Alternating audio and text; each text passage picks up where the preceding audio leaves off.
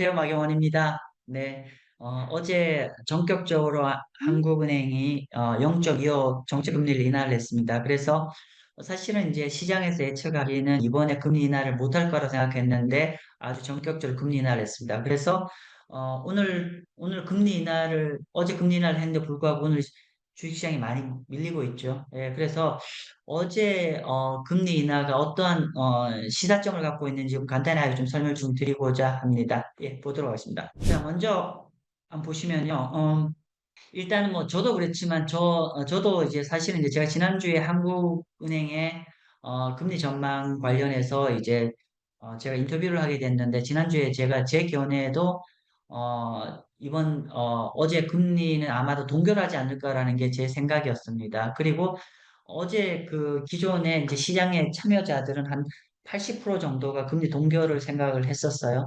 그러면 왜 시장의 참여자들이 어제 11월 28일 날 금통위가 금리 인하 3.25를 동결을 전망을 했는지 간단하게 먼저 보고 다음 얘기하겠습니다. 일단은 어저께 금리 인하를 못할 거라고 본 대다수 전문가들의 견해 논거는 다음과 같습니다. 첫 번째로는 2008년 이후에 금융위기 이후에 두 달 연속으로 금리 인하를 한 적이 없습니다. 즉 지난 10월 달에 0.25, 25p 금리 인하를 했고 따라서 이번 달에 금리 인하를 하게 되면 두 달 연속으로 금리 인하를 하게 되는데 이런 경우가 리만 사태 이후에 없었습니다. 그러면 뭐 그런 차원에서 두 달 연속으로 금리 인하하기는 쉽지 않은 국면, 즉 상당히 급한 불, 그러니까 경제에 어떤 심각한 문제가 있지 않는 한 금리 인하를 두 달 연속으로 하지 않을 거라는 생각을 좀 했었던 상황이고요. 그러면 오늘 좀 이따 말씀드리겠지만은 두 달 연속 금리 인하를 했다는 게 오히려 이 금리 인하를 통해서 어떤 경기 부양의 어떤 긍정적 메시지보다는 오히려 이게 지난 15년 만에 처음으로 이렇게 두 달 연속으로 금리 인하했다는 게 오히려 경제가 그만큼 안 좋다는 거에 대한 네거티브 메시지가 더 전달되고 있다는 걸 우리가 알 수가 있을 것이고요. 두 번째로는 금리 인하를 못할 거라고 봤던 견해는 뭐냐면은 우리가 도널드 트럼프가 이제 행정부 2기가 시작되죠. 그래서 여러 가지 정책적 리스크가 그리고 또 혹자는 이제 제가 이제 저는 뭐 도널드 트럼프 정책이 단기적으로 인플레이션이 약간 야기될 수 있겠지만 중장기적으로는 디플레이션 될 거라고 생각을 하지만 어쨌건 간에 도널드 트럼프의 정책의 어떤 매크로 거시경제의 어떤 불확실성이 있기 때문에 너무 빠르게 금리 인하를 한다고 했을 때 이 대외적인 불확실성에 대처하기가 좀 어렵기 때문에 아마도 wait and see 약간 그 동결하면 지켜보지 않겠냐는 그런 생각을 했었고 시장 참여자 동결하겠다는 얘기. 세 번째로는 지금 환율이 너무 밀려 있습니다. 환율이 1,400원 정도까지 밀려 있기 때문에 이렇게 환율이 높은 상황에서는 금리 인하를 하기 어렵죠. 그래서 환율이 너무 고환율이기 때문에 여기서 금리를 더 내리면은 미국과 한국의 금리 차가 더 심해져서 원화가 추가적으로 약세갈 리스크가 있기 때문에 현재 레벨에서 금리 인하를 하기 어렵지 않겠냐라고 일반적으로 봤습니다. 그 얘기 조금만 더 할게요. 자, 보시면은요. 이거는 금년 1월 달부터 최근 11월 달까지 여기 보시면은 요 검정색 점선이 미국과 한국의 금리 격차입니다. 그러니까 연초만 하더라도 미국 금리가 한국 금리보다 0.6이 높았는데 지금은 어떻게 해요? 거의 한 1.4 내지 1.5% 정도 미국 금리가 더 높죠. 즉 보면은 지금 현재 한국 금리가 한 2%대 2.8, 2.9 하는데 미국은 4.2, 4.3을 하니까 거의 1.4% 이상 갭이 벌어졌죠. 즉, 어, 이게 금년 한 1년 동안에 그러니까 한국과 미국의 금리 갭이 이렇게 더 벌어지고 이 벌어지는 거와 비례적으로 이 환율 보시면은 여기 오른쪽 스케일인데 환율 보시면은 어떻게 됩니까? 이렇게 양국 간의 금리 차이가 벌어지면서 원화가 약세로 가는 구도이죠. 반면에 보시면은 7월 달부터 9월 달 국면을 보시면은 양국 간의 금리 요 검정색 점선이 한때 금리 격차가 한 1.1% 정도 났다가 8월 달에 미국 금리가 쭉 내려가면서 양국 간의 금리 격차가 0.6으로 이렇게 줄어들죠. 한번 다시 그려볼게요. 이렇게 금리 격차가 이렇게 줄어드니까 원달러 환율도 이 당시에 이렇게 원화가 약 강세로 갔죠. 이후에 다시 미국 금리가 쫙 올라가면서 양국 간의 금리 격차가 쭉 이렇게 벌어지면서 원달러 환율도 1300원 초반대에서 다시 1400원 근처로 갔다라고 보면 될 것 같습니다. 즉 최근 1년간을 본다고 하면은 양국 간의 금리 격차가 벌어지면은 원화가 달러 대비 더 약세로 가고 양국 간의 금리 격차가 줄어들면은 달러 대비 원화가 강세로 간 상황입니다. 따라서 현재 1,400원 정도 내외의 원달러 환율에서 만약에 한국이 미국 금리가 제자리인데 한국 금리를 더 낮추게 되면 양국 간 금리 격차가 더 확대가 되고 그러면은 일반적으로는 원달러 환율이 추가적인 약세로 갈 리스크에 노출된다라고 생각합니다. 그래서 제가 이제 저를 포함한 많은 전문가들이 이번에 한국은행에서 금리 인하를 하기가 쉽지는 않을 거다라고 전망을 했던 논거가 바로 이런 논거이다라고 보시면 될 것 같습니다. 그래서 이제 환율도 이렇게 많이 밀려 있고 그리고 정말 과거에 한국 이전에 한국은행의 어떤 정책의 어떤 방향을 봐서는 정말 급하지 않으면 2달 연속으로 인하를 하지 않을 거다. 뭐 이렇게 해서 금리를 이번에 동결할 거로 봤는데 what a surprise. 이번에 아주 예상외로 2달 연속으로 금리 인하를 했습니다. 그래서 시장의 예측과 완전히 다릅니다. 자, 그러면 이 얘기인즉슨 결코 쉬운 얘기 아니거든요. 1,400 근처의 환율이 더 약세로 갈 리스크도 있고 뭐 그런 상황인데 금리 인하를 했다. 그럼 뭐 했어요? 그만큼 현재 한국의 어떤 대내적인 경제가 그만큼 안 좋다는 거에 반증이겠죠. 그죠? 이렇게 예상을 했다는 그만큼 한국 경제 안 좋다는 반증일 거고, 그러면 한국은행이 생각하는, 그러니까 어떻게 한국의 전반적인 경제를 어떻게 생각하는지를 보는 게 되게 중요하죠. 우리가 미국 국채를 투자를 할 때는 FOMC 미팅 메모를 참고하는 것처럼 요번에 한국은행 금리 인하를 하면서 경제에 대해서 그, 어떻게 생각하는지 이제 그 발표문이 있거든요. 그걸 가지고 요번 한 달 전에 금리 인하할 때와 이번 금리 인하할 때의 어떤 센텐스가 어떻게 바뀌었는지도 아시면 지금 현재 한국은행이 현재 한국 경제를 어떻게 생각하는지를 우리가 정확하게 알 수 있다는 말씀 좀 드리겠습니다. 한번 보도록 할게요. 우리가 지난 10월 달에도, 그러니까 전달에도 금리 인하하고 이번 달에 금리 인하했는데, 인하의 사유로 언급했던 게 어떻게 좀 차이 나는지 볼게요. 지난 10월 달에 금리 인하할 때는 이렇게 얘기했어요. 자, 우리가 금리를 많이 이렇게 긴축으로 금리를 그러니까 인상을 해놨으니까 이제 정상화 차원에서 금리를 인하를 합니다. 그러니까 즉, 금리 인하 브레이크를 너무 많이 잡아놨으니까 이제 금리를 조금 이제 정상화 차원에서 금리를 정상화한다라고 하면서 0.25를 내렸는데, 그죠? 지난번 정상화 차원이라는 멘트를 했죠. 근데 이번 달 보세요. 이번에는 정상화 차원이 아니라 한국의 경제 성장의 하방 압력에 대응한다는 얘기입니다. 그만큼 한국 경제가 안 좋기 때문에 이번에는 금리 인하한다. 즉, 10월 달에 금리 인하는 정상적으로 통화 정책을 정상화하는 과정으로 금리 인하한다 했지만 이번 같은 경우는 경제 성장의 하방 리스크가 크기 때문에 금리 인하를 한다. 다르죠? 그건 다릅니다. 두 번째, 성장률 전망. 2025년 성장률 전망 같은 경우는 10월 달에 금리 인하를 하면서도 그 당시에는 8월 달과 동일하게 내년도 2025년 전망을 2.1% 유지하면서 어떻게 얘기했냐면 성장의 어떤 2.1% 유지는 하는데 성장의 불확실성이 약간 좀 있을 수 있다라고 하면서 0.25를 인하했는데 이번은 어떻게 됐죠? 이번에는 성장률 자체를 전망을 떨어뜨렸어요. 원래 내년에 한국이 전망했던 한국의 성장 전망 2.1%인데 이번에 1.9%로 0.2%를 아예 낮추면서 전망을 했다는 거죠. 그러니까 즉 지난달 10월 달에는 그냥 어떤 불확실성이 있는 차원이라고 얘기했죠. 이번에는 아예 경제 전망 자체를 아래로 2% 아래로 떨어뜨리면서 했다. 그만큼 경제를 안 좋게 본다는 뜻이겠죠. 그런 얘기고 그다음에 세계 경제.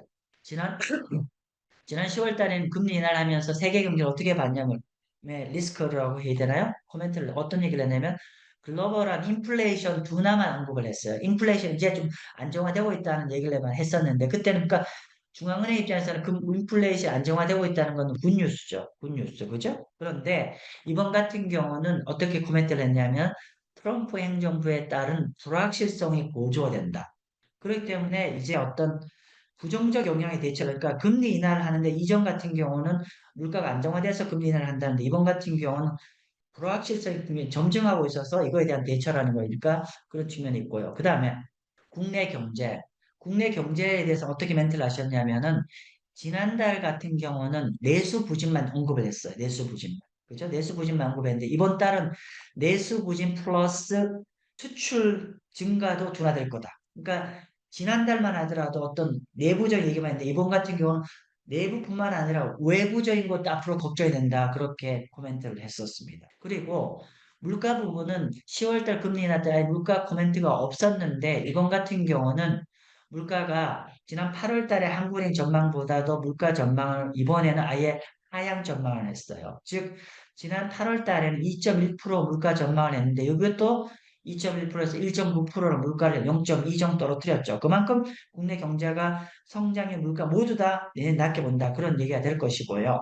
그리고 재밌는 얘기 있어요. 우리가 이전만 하더라도 어떤 얘기를 많이 했냐면 금리를 지난 9월 달인가요? 한국은행이 금리 동결을 하면서 어떤 얘기를 했냐면 9월 달에 미국 금리를 50% 0.5 정도 금리 인하를 했음에 불구하고 한국은 동결하면서 그때 우리가 주로 언급됐던 게 한국의 부동산 문제, 가계부채 때문에 요거 때문에 우리가 금리 인하를 못한다 이런 얘기를 했었는데 이번 같은 경우 어떻게 됐냐면은 어떻게 보세요? 기준금리 인하가 가계부채에 미치는 영향 등 관련 리스크에 여전히 유의할 필요가 있다라고 지난번에 얘기했거든요. 이걸 아예 삭제를 했습니다. 즉, 지금은 가계부채, 물론 이제 두 가지 측면이겠죠. 하나는 이전보다는 가계부채 리스크가 좀 이제 줄어들었겠죠. 예를 들면은 대출 한도를 줄인다든지 대출 받기 어렵게 만들었잖아요. 뭐 그렇게 해서 약간 가계대출의 어떤, 뭐랄까나 정책의 어떤 리스크가 좀 줄어든 측면도 있고 두 번째로는 지금은 가계부채 문제보다도 경제가 하강할 리스크가 더 크기 때문에 언급을 삭제할 수도 있습니다. 그러니까 그만큼 우리가 지금 뭐 환율, 고환율이나 가계부채 이런 것 때문에 어, 경기를 살려야 될 타이밍을 놓칠 수 없다는 거죠. 즉, 지금 한국은 인플레이션 리스크가 아니라 한국의 디플레이션 리스크를 계속 고민해야 될 겁니다. 아마 제가 최근에 이제 제가 세 편에 걸쳐서 한국의 거 얘기하고 있는데 제가 지난주 목요일 촬영했던 거 지금 1부, 2부가 나왔고 아마 내일 오전에 마지막 얘기가 나올 텐데 제가 거기에서 아마 자세하게 우리나라가 금리 인하를 어디까지 해야 될지 아마 내일 방송에 나갈 텐데요. 어쨌건 간에 보면은 제가 그 얘기를 하면서 메시지는 뭐냐면 지금은 한국은 디플레이션 리스크에 우리가 주의해야 된다. 그 얘기를 좀 하고 있는데 어쨌거나 한국은행도 지금 한국의 물가나 경성 전망 결코 녹록지 않다는 걸 다시 한번 우리가 어, 느낄 수 있게 얘기를 한 것 같습니다. 자, 그래서 지금 이번 달에 한국은행이 발표할 수정 경제 전망을 발표를 했어요. 그래서 이번 11월 달에 금리 인하를 하면서 가장 큰 거는 뭐, 인하를 한 가장 큰 이유는 성장률 전망의 하방 압력이 강화됐기 때문에 금리 인하를 한다라고 했어요. 즉, 경제가 너무 둔화가 되어 있으니 이거를 대처를 해서 경기 부양을 해야 되니까 금리 인하를 한다. 그 얘기인데 한번 간단히 보도록 할게요. 그랬더니만 일단 GDP 성장률이 지금 원래는 2.1% 내년 전망했는데 0.2 내려서 1.9%로 성장률 2% 아래로 전망했고요. 두 번째, 물가 상승률도 전달이 2.1%였는데 이거 1.9로 떨어뜨렸습니다. 즉, 성장률과 물가 모두 다 2% 아래로 하향 조정을 했다는 얘기고요. 그리고 한국은행 전망한 것 중에서 좀 구체적으로 보면은 재밌는 거 볼게요. 국내 경제 성장 전망할 때 원래 2.1에서 1.9로 낮추었는데 이 서브 항목 중에서 여러분 주목하셔야 될 겁니다. 재화 수출, 상품 수출입니다. 원래는 2.9 전망했어요. 8월 달 전망에서 2.9죠 성장했는데 1.5로 큰 폭을 떨어뜨렸습니다. 즉 우리 수출 쉽지 않을 거라고 지금 한국은행이 이제 시인하는 겁니다. 그리고 또 하나 볼까요? 요거 내년 분기별 성장률입니다. 분기별 성장률 보시면은 어떻게 되죠? 1.6, 1.4, 2.4, 1.8 이렇게 전망했습니다. 즉 내년 상반기에 한국의 성장률 전망, GDP 성장률 전망 1.6, 1.4까지 떨어진 다음에 내년 하반기 2%로 회복한다는 얘기입니다. 즉 전형적으로 우리가 국책연구기관이나 하는 얘기할 때 뭐죠? 상저 하구를 얘기하잖아요. 즉 내년 안 좋을 거 다 알고 있고 근데 우리가 경기 부양 잘하면 내년 하반기에는 좋아질 거다. 뭐 대충 이런 얘기입니다. 근데 그렇던가요? 쉽지 않은 얘기입니다. 그래서 내년에 경제 성장 정말 전반적으로 경제 좀 안 좋을 거라는 얘기를 한은에서 이제 판단하고 거기에 대한 대처법으로 금리를 2008년 이후에 처음으로 두 번 연달아 금리 인하했다. 즉 그만큼 경제가 안 좋아질 거라는 거에 대해서 시사를 하는 점이고 그래서 오늘 금리 인하는 원래는 주식시장 굿뉴스인데 불구하고 오늘 주가가 많이 밀리는 연유가 그렇다라고 보시면 될 것 같고요. 마지막으로는 블룸버그에서 전망하는 이제 한국은행 최종 금리 전망입니다. 참고로 현재 마켓에 전망하고 있는 한국은행의 기준금리 전망은 한 2.5에서 2.6 정도입니다. 3.0을 더 드렸죠.